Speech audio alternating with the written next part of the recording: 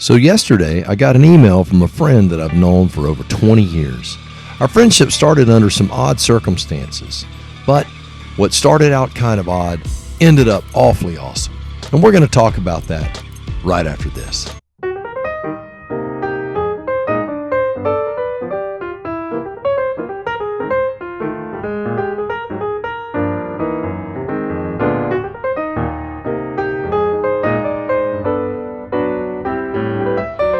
So like I was saying, I got an email from my good friend Mike. We hadn't talked in a long time. We met each other 20 plus years ago. I was a young supervisor in Monroe, Louisiana, and he was the air traffic manager. And man, this guy came into the facility and he knew his stuff. And I was a real go-getter. But it was kind of funny, the first time I showed up at work with him there, I was wearing short pants. And where he came from, that is not something that managers did. And I made quite the impression, we'll just put it that way. But we ended up being really good friends, and my wife got very, very ill and later died. I needed to come to Tallahassee to move to be closer to family because that's where her family was before she passed. He did everything in his power to make it happen. He went over, above, and beyond. He did everything you could possibly imagine. He probably put his career on the line in order to make my life better. And to him, I am greatly indebted. He is an amazing guy. And I was pretty excited when I got a message from him. He said he had a few friends that were with him. He is a part of a Corvette car club. Now, I am certainly not ashamed to say that what I know about a Corvette, you could probably fit in a thimble. But I am very excited about going up there today. Him and his friends went to the Tallahassee Car Museum, and they were going to drive in there and their little, I guess, the way they all travel together. And then they were going to tour the car museum. These guys are from over in the western panhandle around Panama City, and I think he said Callaway, somewhere like that. Anyway, so there was just a few of them, and they were passing through town. And so we're going to ride up there today. It's a beautiful day in Tallahassee.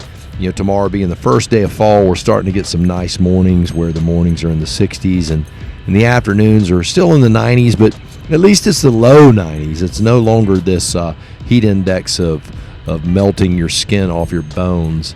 So anyway, it's a great ride up here. It's just a few miles and virtually no traffic on the road. Just a nice Sunday afternoon.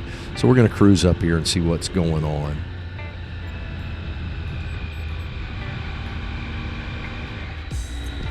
So here we are at the car museum. You can see it over here off my right hand side. You know, the guy that owns this place, I think his name's DeVoe. He has kind of a weird reputation around town. I think he's quite eccentric, very wealthy guy. This land up here has been kind of open for a long time. They were going to put a strip mall here. They were going to, put a stadium there and get a semi-pro team. None of that ever happened. And I think most of us in this general area have kind of been disappointed about that. So, hey, DeVoe, if you're watching this, man, develop this place out here. It's beautiful, and you've done a great job with the car museum. But, man, we sure would love to have that strip mall and all the things that come with it. All right, so we're pulling up here. And I haven't been here in a while. I see the cars. Oh, man, look at that. Very, very, very nice. All right, let's get off the bike and see if I can't find old Mike.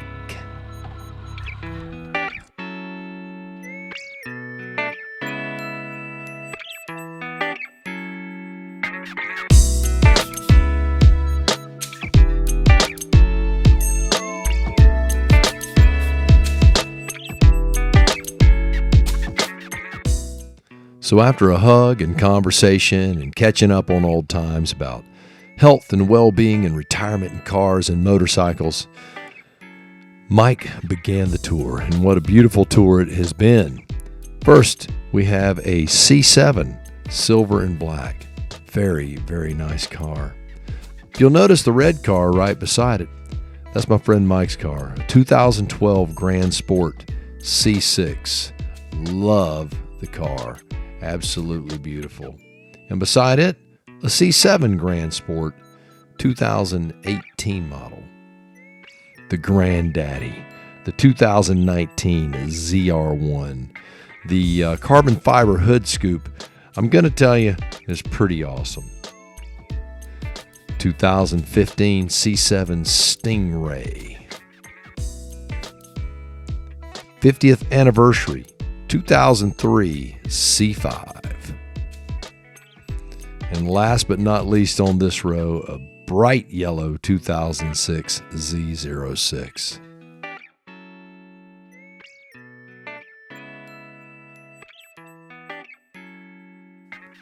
As with everything in life, you have to have a favorite. And I'm going to tell you, this car right here won Coach Bob's heart. A beautiful Grand Sport convertible Liberty Edition, red, white, and blue. I love the red seats and the blue center console. Wonderful, wonderful car. The last of the gang is a C6 Grand Sport in blue. I want to thank Mike for sharing his passion with me today. It has been my pleasure to catch up with him once again, and hopefully it won't be as long next time. So that concluded the visit. Now Mike and his wife went inside the museum to hang out in the air conditioning and look at some cool cars. For me, I wanted to take advantage of this time to just kind of walk around outside and take the motorcycle out for one more ride. I'll tell you what, I love my Speed Triple. This car right here, I love the rat rods. It seemed that every time I looked at it, I saw something different. I was amazed when I looked inside and the headrest was made of a set of old headers that had been welded together. Pretty amazing vehicle. I did notice that up around the blower towards where the fuel lines were, they had a rag shoved in there, so I'm sure I had some sort of leak. Not that that would be a real surprise.